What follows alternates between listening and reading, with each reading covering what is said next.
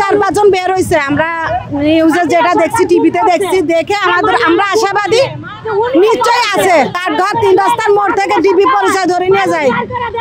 আজ 9 বছর উনি নিখোঁজ, কোথাও কারো কোনো সহযোগিতা পাই নাই। আর্মি বলেন, পুলিশ বলেন, র্যাব বলেন, ডিবি বলেন, এরা এক কথাই এরা ধরি নাই।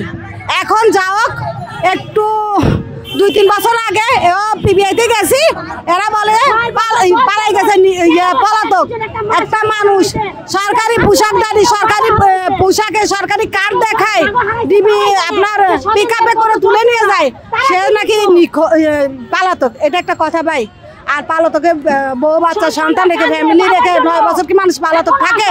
আমাদের মনে হচ্ছে বা এই ঢাকার মধ্যে অনেকটা আয়নাঘর আছে। আমরা প্রথমত জানছি একটা আয়নাঘর আছে, এখন জানতে পারলাম কয়েকটা আয়নাঘর আছে। যে আয়নাঘরে থাকুক না কেন, আমাদের যে স্বজনরা নিখোঁজ আছে, আমরা সব স্বজনদেরকে আমরা ফিরে পেতে চাই।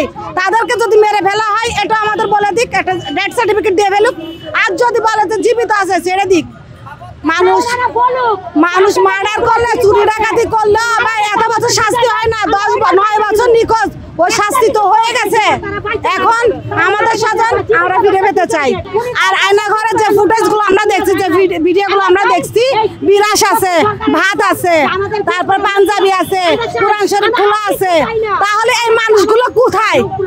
এই মানুষগুলো কোথায়? নিশ্চয়ই ওরা ওইখান থেকে অন্য কোনো আয়নাঘরে রাখছে।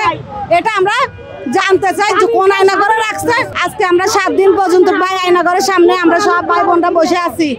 আমরা ওনার সাথে কথা বলতে চাচ্ছি, কোনো রকম কথা বলতে পারতেছি না। ওনার কাছে আমরা আসছি, ওনারা আমাদের কোনো একটা আশ্বাস দিক, আশা করি ভালো একটা আশ্বাস দিবে, সেই আশ্বাসে আমরা এখানে আসছি।